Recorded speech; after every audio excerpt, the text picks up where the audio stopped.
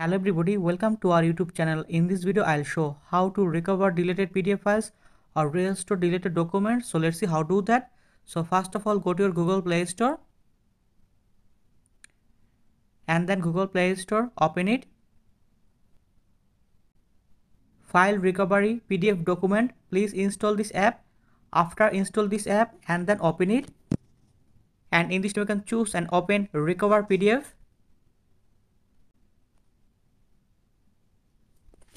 And in this you can see my all deleted PDF files or deleted documents, and in this time I can easily recover or restore. So first of all, you can choose and select it your need deleted PDF files or documents and then click here,